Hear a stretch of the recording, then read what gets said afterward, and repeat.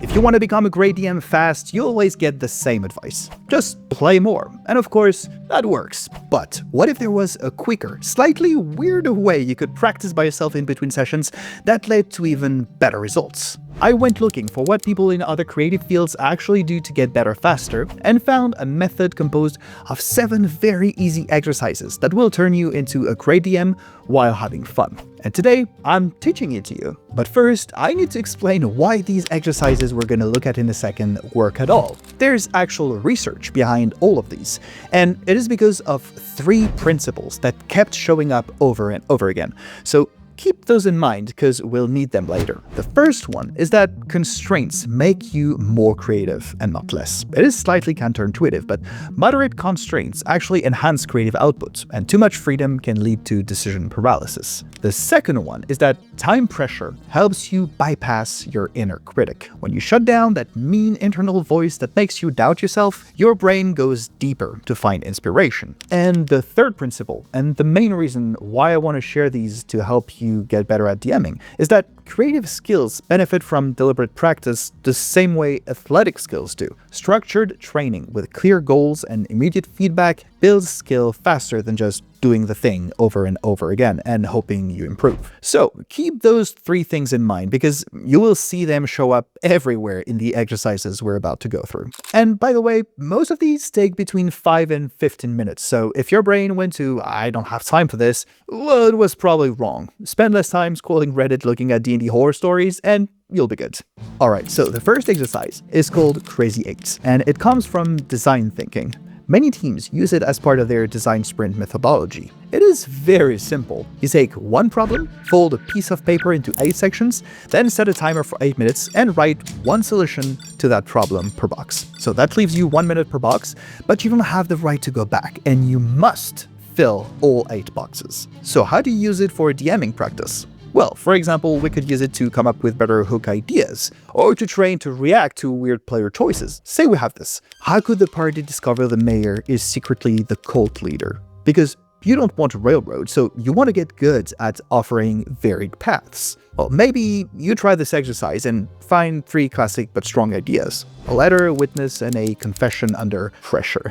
And then it gets harder and you start feeling stuck. But that's actually the point of this exercise. Because research on creative ideation shows that the first ideas you get tend to simply be the most accessible ones in your memory, and not necessarily the best ones. Ideas 6, 7, and 8 are often where the actual interesting stuff lives, because your brain has to reach further to find them, and start pulling from places you don't visit that often. So maybe you do this, and idea 7 is something like, the mayor votes to find the party's investigation, but the budget he allocates is exactly enough to keep them busy, and not enough to actually succeed. It might feel obvious once you write it down, but you still had to go through those first 6 generic ideas to get to it. But what if the problem isn't that you need more ideas, but just keep defaulting to the same kind of ideas? Our second exercise comes from jazz, and it might be the most counterintuitive one on the list. It's called the constraint box. When you first learn to improvise as a musician, one of the first exercises they teach you is they put you on a backing track and tell you to improvise a solo, but tell you to limit yourself to just 3 to 5 notes, or only play on beats 2 and 4, or you can only play quarter notes, etc. The point is to simply introduce some kind of drastic limitation, because when you take away most of your option, you're forced to explore the areas where real music lives: phrasing, dynamics, and space. And that's much harder to do when you have unlimited options. So how does that work with getting better at DMing? Well, say we want to get better at describing things, and for this, we work with a simple situation. The party walks into a tavern in a port city. The task is simple. You need to describe it, but here's the constraint.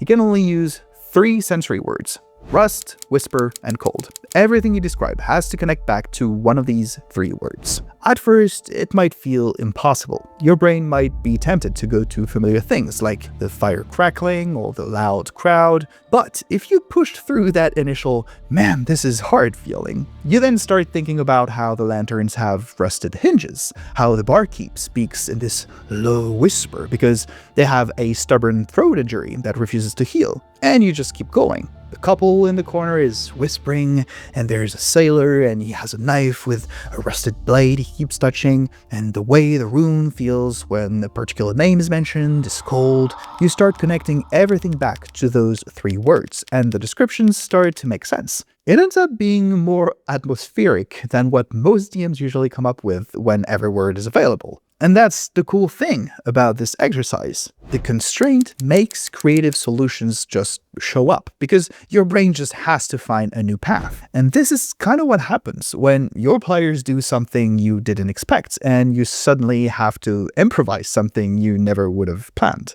This exercise allows you to train that same creative muscle on purpose. So, the constraint box teaches you how to create within limits, which is great, but the next exercise does something a little different. It allows you to take a single detail and to stretch it into an entire scene. But before I tell you all about it, quick words about today's sponsor, aka me. I make these videos by myself, from the thumbnail to the filming and editing, and it's a lot of work. So if you're getting any value out of this one, please hit subscribe, because I decided that each subscriber was an experience point, and I do want to level up to finally be able to multiclass into Druid and change into a cat at will. So thanks in advance. Okay, now this next one is another jazz exercise, but it's very different. It's called motivic development. Again, the idea is simple. You take a tiny musical phrase, maybe 3 or 4 notes, and use only that phrase as raw material for an entire solo. You stretch it, flip it upside down, compress it, etc. You never introduce anything new and just keep transforming the same idea. It's different from the constraint box exercise because you're not picking from a limited pool of atomic ingredients, but you take a complete thought and try to twist it in many new ways. So for DMs, this becomes what I'm deciding to call core image threading. You pick one image you find cool, say a rusted key with a broken tooth, and you just try to develop it as much as possible by asking questions. Where else might a rusted key appear in this world? What's the opposite of a broken tooth? If I focus on just the rust, what does that connect to? What does this key mean to these 3 different characters? Etc, etc. This exercise helps with improvisation because it forces you to develop patterns you'll then be able to recombine quickly under pressure. Spending time practicing to transform a single idea makes you faster when you have to do it live. For example, when your players come up with an unexpected detail and you need or decide to make it mean something. Okay, cool, but so far we have 3 exercises that all train you to describe better and generate ideas.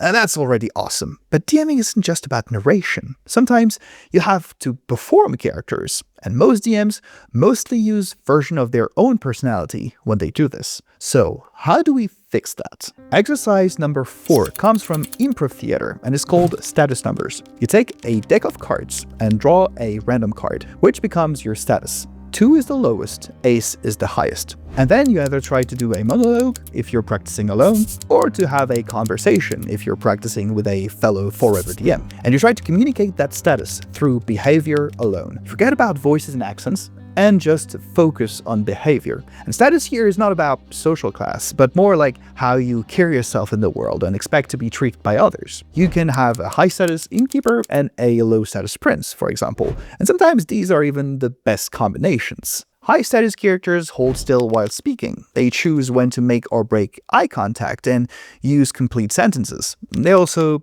take up more space and tend to speak a little slower because who's going to interrupt them anyway? On the other hand, low status characters might fidget, avoid eye contact, stop talking in the middle of their sentence, etc, etc. Every real human interaction has a status dynamic hiding underneath it. Who is in charge? Who changes the subject, etc. We're all extremely used to it and passively track this stuff all the time, and if the status behavior is off, the conversation just feels weird. So how do you use this with NPCs, for example? Say you have a quest giver NPC, a merchant that you're prepping, and you try to imagine them as a 4 or as a king. The king status merchant would walk into the room, look at the character he assumes is the party leader in the eye, and say, "I need something found." A journal. My brother's journal, actually. He'll be compensated. He uses short sentences, is very direct, and does not justify himself because he just assumes the party will cooperate. On the other hand, status 4 merchant would be very different. Maybe he is already in the room when the party arrives, sitting in the corner, and when they notice him, he kind of half stands and goes, I'm sorry, I don't mean to bother you, but there's this journal, you see, my brother had it, and I've been trying to, anyway, I can pay, if that helps. And then he just trails off. The low status NPC is basically just apologizing for existing. It's the same NPC and the same quest, but the resulting interaction feels completely different. The voice is the same, the accent is still that weird Frenchman who spent too many hours watching American movies thing, but it's not the same dude anymore. But what if midway through that scene, something happens that changes the status? Maybe the confident king status merchant lies and gets caught and suddenly he becomes a 5. Or the nervous status 4 merchant finds out the party's planning to destroy the journal, and that pisses him off, and he becomes a queen status merchant immediately. The more you practice this exercise, the easier it gets to get good at those shifts, which is what gives you drama and where roleplay becomes interesting. I think this is the closest thing to a cheat code to get better at NPC roleplay I've ever found, because it gives you a way to do different characters that has nothing to do with silly voices. It's all about behavior, which you can just practice when you feel like it. So maybe before your next session, try to draw a card and assign a status to every important NPC and see what happens to how you play them. By the way, when making this video, I realized that the hardest part isn't actually knowing about these exercises, but sitting down and doing them with good prompts and scenarios. So I made a structured practice workbook with DM-specific seed ideas, guided sessions, and protocols for all these exercises. It's basically the improved version of everything I built for myself while making this video, and I truly believe it can help you become a better DM. And I'm making it available to my patrons on Patreon, so just check out the link in the description. Let's keep going. Our next exercise comes from sports science, and I really like its origin story. Researchers took quarterbacks and showed them game footage that froze at moments where players had to make critical decisions. And each time the footage froze, the quarterbacks had to pick the best receiver and explain their choice.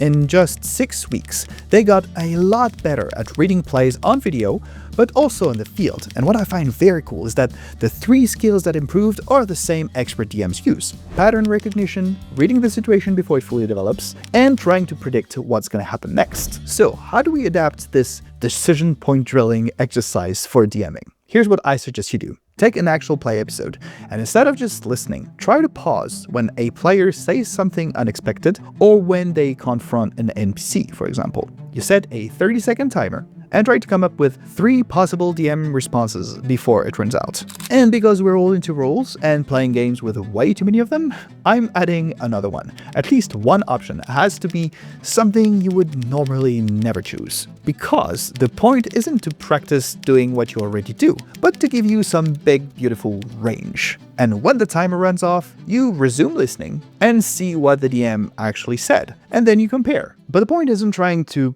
guess. What you're doing is you're building a pattern library of situation and response pairs that you'll then be able to draw from at the table. I love this exercise, and it helps you respond to what just happened. But the next one trains something that's a lot harder. It teaches you to make everything that happened before feel like it was all planned. It is called Connect the Story. You write down 5 completely unrelated elements: a location, an object, a character trait, a sensory detail, and a small bit of dialogue.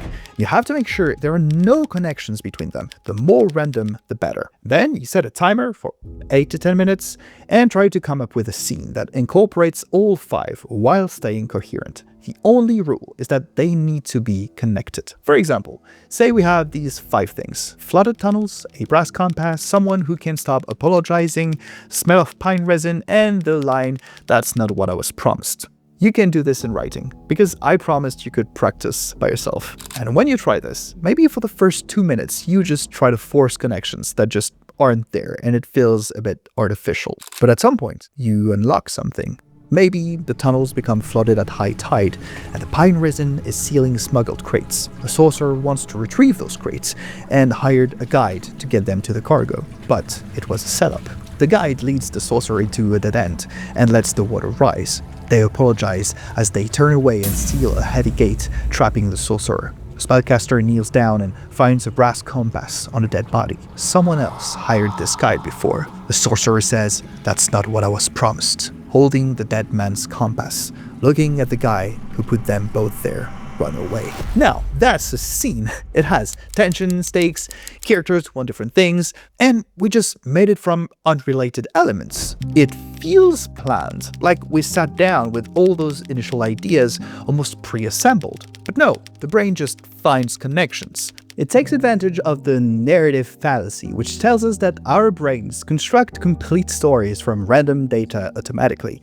This exercise just exploits that tendency by giving the brain random pieces and letting it do what it does best. And it's very helpful for DMing, because it's what you do when your players think you're a genius who planned everything 3 sessions in advance, even though no, you didn't. You just noticed a detail from session 2 that connected to another one in session 5, and you just linked them. You saw where you had been and made it mean something after the fact. But because their perspective is different, your players experience it as intentional design. And on top of that exercise, you can use your sessions to go further. When you're playing, try to track the details that you or your players introduced that kinda went nowhere, like a name someone said only once, or an object someone picked up and then forgot about, for example. You don't do anything with these straight away, but you just store them, just in case. And then 2 or 3 sessions later, you bring one back and connect it to whatever is happening right now. Oh my god, you're a genius. Right.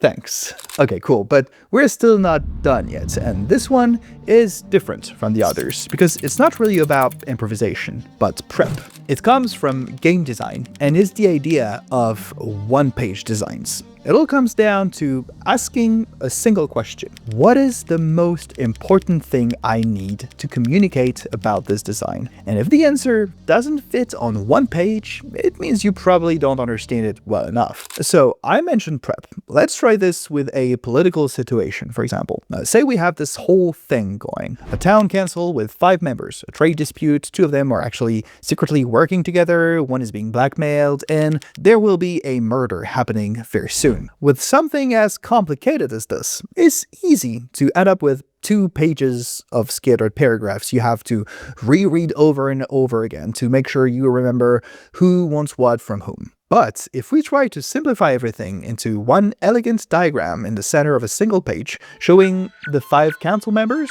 with arrows between them, showing who's allied and who's in conflict, and add one line next to each lane about what they want and what they'll do to get it, and at the bottom, the 3 most likely things the players might try, and a few consequence possibilities, well then we're able to maintain our complexity, but it becomes a lot clearer and more useful in game too. And one thing we can do to make sure our prepped material works well is to make it go through the removal test. If you can take an element off that page and nothing breaks, maybe it shouldn't actually be there. This allows you to make sure you understand your prep on a deep level, which makes it easier to react when the unexpected situations show up. So we looked at jazz, improv, sports, game design, and none of these are related to D&D. But all of these exercises can make you better at it. They work because they leverage specific features of the human brain and of our psychology. And because being a DM is not magic, at its core it's a creative role that combines elements you can find in many different fields, so borrowing from them makes sense. I think what surprised me most when I started looking into this stuff is how they function together. Because DMing looks like this big monolithic thing, but it's actually a bundle of many cognitive skills all stacked on top of each other. We have to be able to generate options on demand, stay creative, develop motifs, recognize patterns, etc., etc. All of these are different muscles, but if we think about them as that, as muscles, we can train them outside of the table. I'm not saying that if you only do these, you will become an amazing DM. You still have to play. It's impossible to become a great jazz musician if you don't play with other people. But I do believe that if becoming an amazing DM is something you're interested in, looking a bit outside of the box and practicing like other people do in other creative fields can make a lot of sense. And maybe you think the gap from practicing exercises to playing at the table is too wide. But I promise you, if jazz musicians can improvise over chord changes at 200 BPM by practicing like this, you can probably react on the fly to Bobby the Ranger stealing a pint at a tavern or whatever by training like them. Maybe just try one to start, and share your results in the comments please. I would love to hear about it, and maybe it can help someone in their DMing journey as well. Now, once you start training these skills, you're gonna want to put them into practice right away. And the 7th exercise helps with prep. But how do you make sure you're prepping stuff that will actually contribute to the immersion at the table? Well, click on this video next to learn about the 4 secret levels of prep most DMs are missing out on, to learn how to instantly make your games a lot more immersive.